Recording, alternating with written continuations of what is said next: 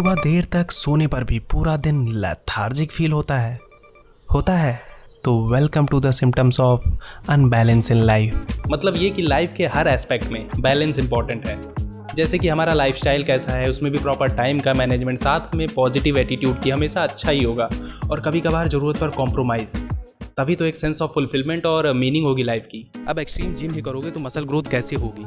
Muscle fibre को repair होने के लिए प्रॉपर रेस्ट का बैलेंस ज़रूरी है, 8 घंटे से ज़्यादा वाला रेस्ट नहीं। इन्हीं सब पर्सपेक्टिव को आर्टिस्ट ने समझा और बैलेंस को प्रिंसिपल ऑफ डिज़ाइन का हिस्सा बनाया, जिसका रिजल्ट है बेहतर डिज़ाइन क्वालिटी और स्ट्रॉन्ग विजुअल इफेक्ट। हमारा नेचर बैलेंस सिमेट्री से भरा पड़ा है, जिससे हमारी आंखें यूज्ड टू हैं आसानी से बैलेंस अनबैलेंस को नोटिस करने में। किसी आर्टवर्क को देखकर अनकंफर्टेबल, अजीब या प्लेसमेंट ऑफ एलिमेंट रॉन्ग लगा है तो समझ जाइए कि उसमें बैलेंस की कमी है, और ऐसे डिजाइन का तो टिक पाना मुश्किल है।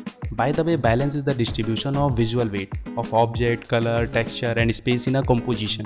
विजुअल वेट किसी ऑब्जेक्ट या पर्सन का मास हमें वेटिंग स्केल बताता है। बिल्कुल वैसे ही किसी आर्टवर्क, डिजाइन या फोटोज में मौजूद एलिमेंट्स का वेट हमारी आंखें सबकॉन्शियसली फील करती है, जिसका यूज आर्टिस्ट व्यूअर का अटेंशन पाने के लिए करता है। हाँ, आईफोन्स की तरह।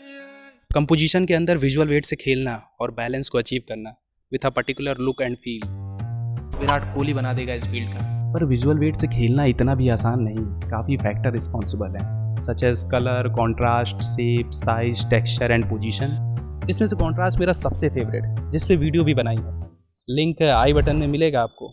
और रही बात कॉन्ट्रास्ट की, तो एक तरह से डिफरेंस है दो या अधिक एलिमेंट के बीच। समझने के लिए उदाहरण जैसे small versus large, light versus dark, simplicity versus complexity, plain versus texture. और एक हटके उदाहरण जैसे Rohit Khatri versus Ankit Baiyanpuria, natural versus on cycle fitness free. Ankit Baiyanpuria 75 days challenge वाला।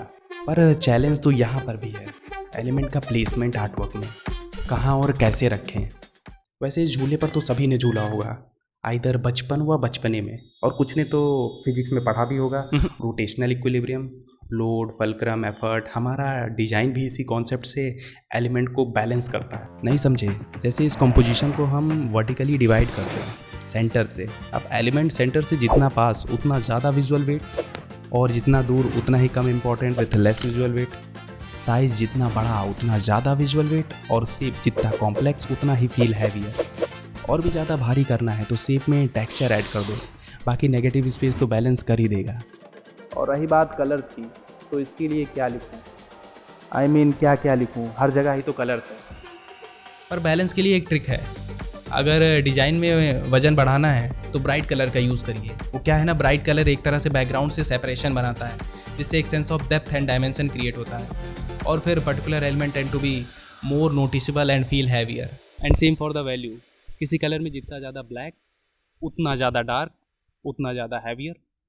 इन सभी कॉन्सेप्ट को ध्यान में रख के डिजाइन बनाते समय दिमाग के इस पार्ट फ्रंटल कॉर्टेक्स को एक्टिव रखना है, क्योंकि बैलेंस सिर्फ बैंक अकाउंट में ही नहीं, डिजाइन में भी जरूरी है, वरना लाइफ के साथ साथ आर्टिस्टिक करियर का भी एक ओबरॉय हो जाएगा। कहने का मतलब यही है कि कुछ बनाने से ज़्यादा ज़रूरी उसका अरेंजमेंट है आर्टवर्क में। आज फिर 2 बज गए स्क्रिप्ट लिखते लिखते।